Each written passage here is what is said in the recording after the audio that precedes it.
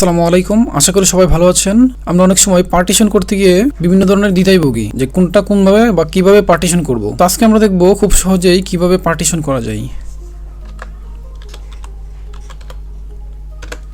যেমন দেখেন আমার এখানে একটা হার্ড ডিস্ক আছে, সেটাকে আমরা এখন পার্টিশন করব।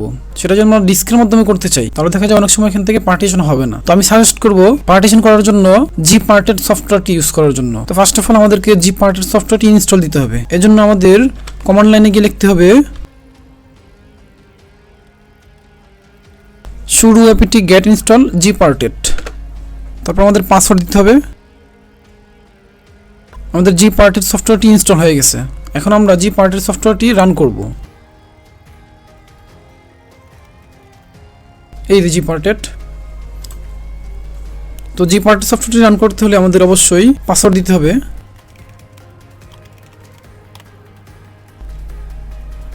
আমাদের GParted সফটওয়্যারটি রান হয়ে গেছে। তো এখান থেকে আমরা এখন বিভিন্ন ধরনের পার্টিশন ক্রিয়েট করব। তো ফার্স্ট অফ অল আমি এখান থেকে মাউসের রাইট বাটন ক্লিক করলাম, ক্লিক করলে যে নিউ পার্টিশন আসছে এখানে আমরা ক্লিক করি।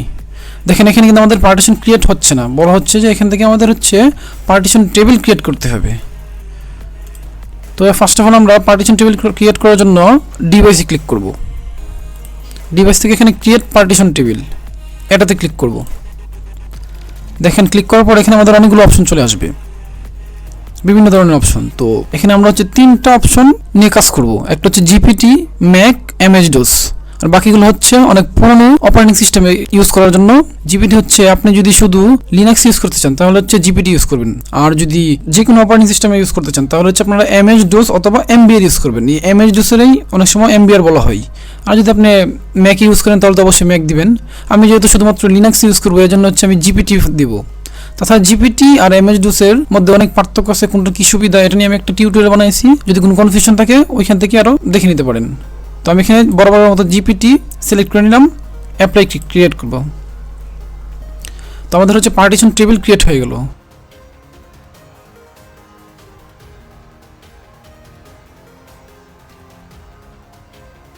এখন হচ্ছে আমরা এখান থেকে বিভিন্ন ধরনের পার্টিশন ক্রিয়েট করব। পার্টিশন ক্রিয়েট করার জন্য আমরা মাউসের রাইট বাটন ক্লিক করব অথবা পার্টিশনে ক্লিক করব। এখানে আমরা নিউ আছে।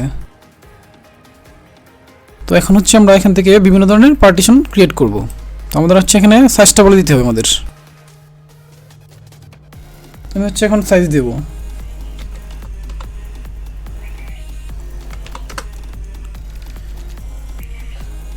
একটা সাইজ দেবো। সাইজ দিয়ে হচ্ছে এখানে একটা আছে ফাইল সিস্টেম। ফাইল সিস্টেমে আমরা এখন কোন ধরনের ফাইল রাখবো?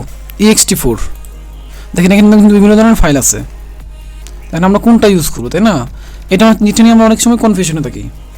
তো আমি আগে একটু বলে নিচ্ছি। আমাদের ফ্যাট হচ্ছে কি আমাদের যে কোনো অপারেটিং সিস্টেমে সাপোর্ট করবে, যেমন উইন্ডোজ, লিনাক্স, ম্যাক যে কোনো অপারেটিং সিস্টেমে সাপোর্ট করবে। আর ext2, 3, 4 এগুলো হচ্ছে শুধুমাত্র লিনাক্সের জন্য। আর বাকি যে NTFS সেটা হচ্ছে লিনাক্স এবং উইন্ডোজ এই দুইটাতে একসাথে ইউজ করার জন্য হচ্ছে আমরা NTFS ইউজ করব। তো আমি যেহেতু লিনাক্সের জন্য ইউজ করবো তার মানে আমি ext4 রাখবো। 4 রেখে হচ্ছে আমাদের এখানে লেভেলের মধ্যে হচ্ছে আমাদের পার্টিশনের যে নাম থাকবে এই নামটা দিতে হবে। এডে ক্লিক করব। তারপর আমরা যদি আবার পার্টিশন করতে চাই তাহলে এখানে আবার নিউতে ক্লিক করব। নিউতে ক্লিক করে আমাদের এখানে সাইজটা উল্লেখ করে দিতে হবে। তো এখানে আবার আপনার ফাইল সিস্টেমটা উল্লেখ করে দিবেন। আমি এটা হচ্ছে এখন উইন্ডোজ এবং লিনাক্স ইউজ করব, এই জন্য আমি NTFS দেবো। আপনারা এখানে যে পার্টিশনের নামটা দিবেন, নামটা হবে এই নামটা আপনারা এখানে দিয়ে দিবেন।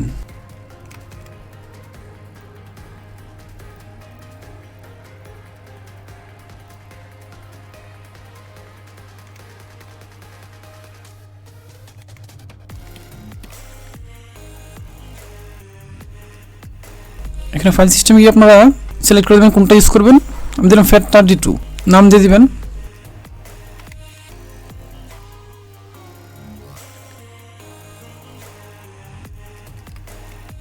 এখানে সাইজটা দিয়ে দিবেন। এখানে আবার আপনারা কি ধরনের ফাইল সিস্টেম সেটার ফাইল সিস্টেমটা দিয়ে দিবেন। আমি ext3 রাখলাম। লেভেলের মধ্যে আমি নাম দিলাম, ক্রিয়েট হয়ে গেল। আমি 4টা পার্টিশন ক্রিয়েট করব।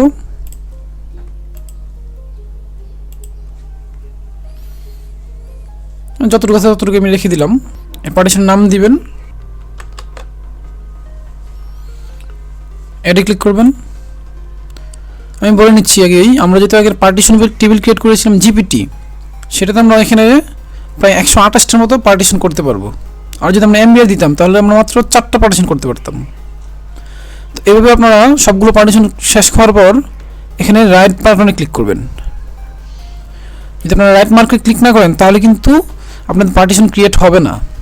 তো আপনারা হচ্ছে এখানে রাইট মার্কে ক্লিক করবেন। আমি রাইট মার্কে ক্লিক করলাম, অ্যাপ্লাই দিলাম। দেখেন আমাদের কিন্তু পার্টিশনগুলো ক্রিয়েট হচ্ছে। কিছুটা সময় নেবে, তখন আপনাদের অপেক্ষা করতে হবে।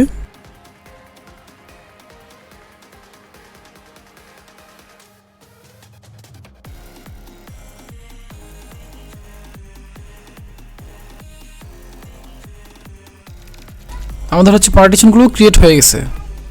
ক্লোজ দেব, এখান থেকে বের হয়ে আসি। তো দেখেন এখন কিন্তু আমাদের যে পার্টিশনগুলো ক্রিয়েট করেছিলাম সবগুলো পার্টিশন এখানে শো করতেছে। তো এই ছিল আজকের ভিডিও। সবাই ভালো থাকবেন, সুস্থ থাকবেন, ধন্যবাদ।